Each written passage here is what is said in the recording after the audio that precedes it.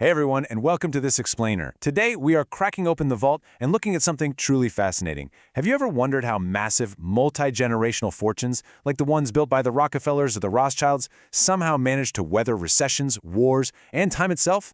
They don't just build a fortune, they build an absolute impenetrable wealth fortress. So today, we're diving deep into the source material to reveal the 10 specific structural and cultural secrets that these elite families use to preserve their empires for literally centuries. Let's unlock the vault. First, I want you to consider a pretty staggering reality. Why is it that lottery winners, or heirs to brand new massive fortunes, so frequently end up completely bankrupt? The headlines are always filled with stories of people who strike it incredibly rich, only to lose every last dime within a decade. Yet, old money families seem to just effortlessly pass their wealth down through the ages. Well, the difference really isn't about how much money they make. It's all about the sophisticated systems they use to keep it. And there's a famous old adage that brilliantly illustrates the core curse these elite families are actively trying to defeat. It goes shirt sleeves to shirt sleeves in 3 generations. The idea is simple, but man, is it brutal. The first generation grinds and earns the wealth through hard work. The second generation enjoys the wealth without really understanding the sacrifice. And the third generation, well, they blow it all, left with nothing but old photos. Defeating this exact curse is basically the entire point of the old money playbook. So, to break that cycle, they have to defend against the 3 primary wealth destroyers.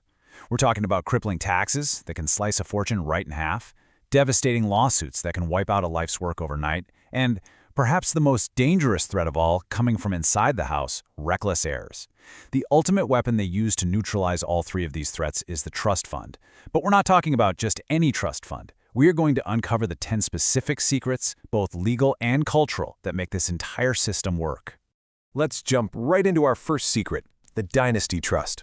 Now, a standard inheritance is basically like handing a vulnerable, unlocked briefcase of cash to a 21-year-old.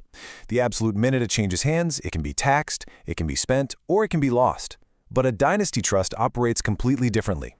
It acts like a protected, permanent family endowment. The assets are legally owned by the trust itself, not any individual family member, and it's managed by independent professionals. Because the heirs don't technically own the assets, the fortune completely sidesteps the massive 40% federal estate tax that usually hits it every single generation. The capital just keeps on compounding. Okay, secret number 2 takes this defense a massive step further. This is the irrevocable asset protection trust. Let's just say an heir becomes a highly successful surgeon. If they inherit their wealth directly and suddenly get hit with a multi-million-dollar malpractice lawsuit, their entire fortune is on the table. But if those assets are locked safely inside this trust, creditors literally cannot touch it. The trust acts as this impenetrable legal firewall. And furthermore, because the trust existed before any marriage, it acts as a permanent built-in prenup. An ex-spouse typically has 0 claim on the money inside. Secret 3 is all about protecting heirs from, well, themselves. Old money knows for a fact that a limitless ATM breeds disaster. So the crucial point is how they structure the access. They use what are called spendthrift clauses to restrict heirs to a highly controlled monthly allowance, stopping them from, say, buying a fleet of sports cars on a random Tuesday. But even more fascinating are incentive trusts. Founders can literally hardwire their core values into the wealth. They might tie financial payouts to graduating from college, submitting a vetted business plan, or matching earned income from a real job dollar for dollar. They can even tie it to personal health goals, like finally quitting smoking. It transforms the trust into a true character-building system. Moving on to secret 4, we step onto the tax battleground. Take a look at this number right here, $13.99 million. In 2025, that is the federal estate and gift tax exemption per person. And elite families absolutely do not let this go to waste. They maximize this by moving that exact amount into their irrevocable trusts while they are still alive. By doing this, they permanently remove all future growth on that money from both the estate tax and the generation-skipping transfer tax systems. So if that money grows to $100 million over 50 years, the IRS cannot touch a single cent of it. This brings us to a fascinating case study that perfectly demonstrates exactly why these families obsess over asset protection. Consider the proposed 2026 California Billionaire Tax Act, which is a proposed 5% tax on the worldwide net worth of billionaires. The sources outline both sides of this really intense debate. Proponents argue this tax is simply a matter of fairness, saying it's necessary to close a $19 billion state budget hole and fund the underfunded healthcare safety net. But conversely, opponents point to data showing that it triggers massive capital flight. They argue that billionaires leaving the state shrinks the projected revenue from $100 billion down to $40 billion, causes a $25 billion loss to the existing tax base, and creates huge legal battles over retroactivity. We are looking at a fundamental, real-world clash between state revenue goals and highly mobile ultra-wealth. To really understand the real-world stakes driving this conflict, you just have to consider the math. California is facing a projected $93 billion spending shortfall over 4 years. Our sources note this is because since 2019, state spending actually grew by 68%, while revenue only grew by 55%. When states face shortfalls this incredibly massive, they naturally look to aggressive new tax measures on the wealthy. And the wealthy, in turn, they just accelerate their use of the exact trust structures we're explaining today to legally shield their capital. So with that real-world context in mind, let's look at another powerful tax strategy under Secret 4, the Irrevocable Life Insurance Trust, or ILI. If a wealthy person owns a $20 million life insurance policy, it could actually trigger an $8 million estate tax bill right upon their death. To avoid this entire mess, they have the trust own the policy instead, so the massive payout goes directly into the trust, entirely tax-free. It gives the family this giant pool of liquid cash to immediately pay off any remaining estate bills without handing a huge cut over to the government. Secret 5 is all about discretion.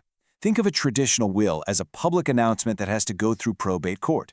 Literally anyone, nosy reporters, scammers, long-lost relatives, can go down to the courthouse and see exactly who got what. A trust, however, is like a private memo delivered via stealth. It completely bypasses probate court. Old money families view this privacy not as a luxury, but as a core, non-negotiable security measure to protect themselves from unwanted attention and potential financial predators. Secret 6 focuses on the engine that really drives this whole thing. To prevent toxic family drama over money, the ultra-wealthy stop treating their fortune like a personal piggy bank.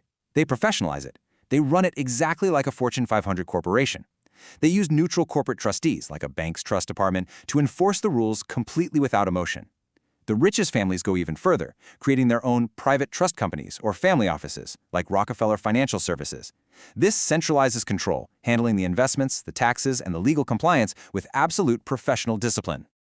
Secret 7 reveals that old money definitely isn't just sitting in conservative, low-yield bonds. Because dynasty trusts have such massive scale, we're talking hundreds of millions of dollars, and a century-long timeline, they invest heavily in alternative assets.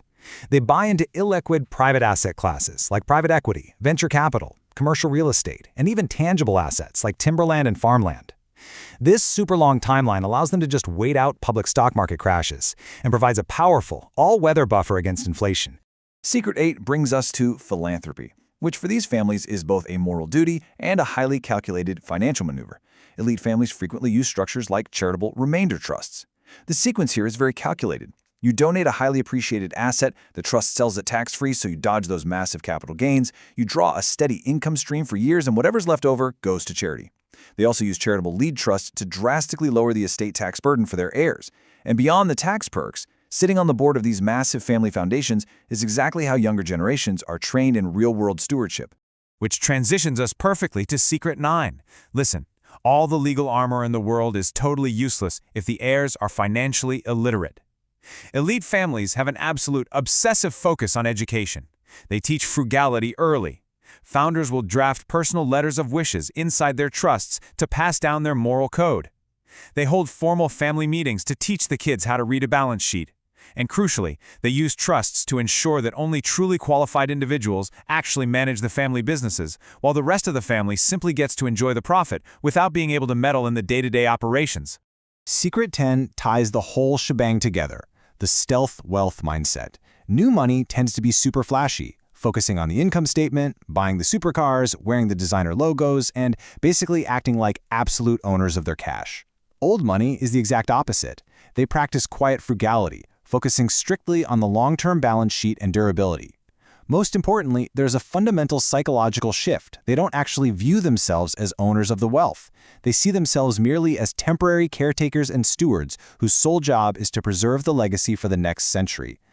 And that leads us to this incredibly famous quote, which pretty much sums up the ultimate goal perfectly. Leave your children enough money so they can do anything, but not so much that they can do nothing. The combination of ironclad legal trust structures and intensive lifelong financial education is all designed to strike this very delicate balance. They want to empower the next generation with absolutely boundless opportunity, but without robbing them of their ambition, their drive, and their character. So, as we wrap up this explainer, I want you to really think about this final question.